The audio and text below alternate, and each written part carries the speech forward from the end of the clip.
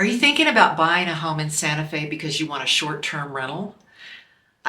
It's not a bad idea. I just want you to know that owning a short-term rental here is not exactly the same as what Instagram influencers might make you think it is. It's it's portrayed as very profitable, relatively easy, kind of glamorous and romantic, and there's never any talk about local regulations. You can't have a short-term rental here if you can't get a permit. So let's talk about permits in Santa Fe. Within the city limits is different than within the county. So if you're thinking about buying in the county, that's a different set of regulations.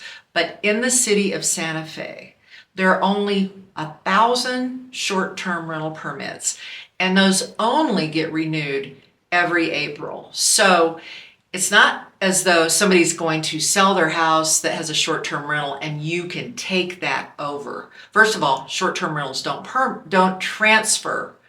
They don't transmit, that's a better word, with the property. So if you buy a property that has an existing short-term rental and someone tries to tell you, oh yeah, you'll have a permit when you buy this property, that's not the truth. You're not going to have a permit because they don't transfer. And if that permit becomes inactive, you're not able to immediately submit your permit and get it approved. Those are only put into effect in April. There's this whole waiting list of people that want to get in. Just be aware that getting a permit out of the 1,000 is a little more complicated than you might think. Here's the other thing. Every property is not eligible. You may be buying where there's a HOA that says no rentals, no more than one rental per 30 days. That is pretty standard language in an HOA. So that means you can only have one tenant every 30 days. They could come and stay for 3 weeks, but then you can't have anybody else come in before that 30-day period is up.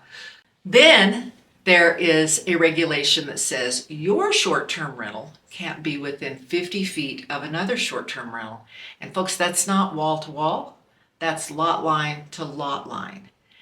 And there is a mechanism, there is a map online, and I'm happy to send you the link, happy to provide the link, but there is a map online that shows every short-term rental, every permitted short-term rental in the city of Santa Fe. And I can show you how to use the ruler to tell how close the lot line of one property is to perhaps one that has a short-term rental, but you have to measure it.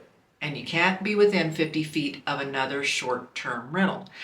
Another regulation that's important to know is that you can only have one short-term rental per person. So if you're an investor and you're thinking you're going to come to town and your corporation's going to buy up 5 or 6 downtown properties and turn them all into short-term rentals, it's not going to happen. That's not allowed. And finally, one thing that you should know is that there are actually properties that are zoned BCD, which means that they're zoned commercially and you don't have to get a permit. A good example is the Fort Marcy condominiums. They're up on Artist Road on the way to the ski area. They're already zoned BCD. You don't have to get a permit. And they have management company. They have a management company on site that will take care of all those rentals. It's just that there's frequently a rather hefty management fee included with those. However, your realtor will know which places are zoned BCD and which ones aren't. I'm happy to provide you with a copy of the ordinance, or you can look for it online.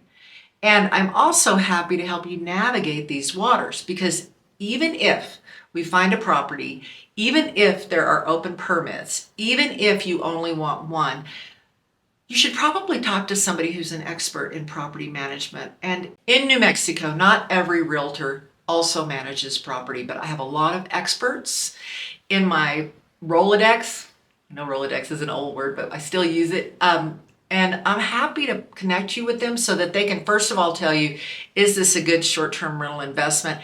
And what's my projected income? So I don't want to tell you it's impossible to get a short-term rental here. It's just not simple. And I'm here to help.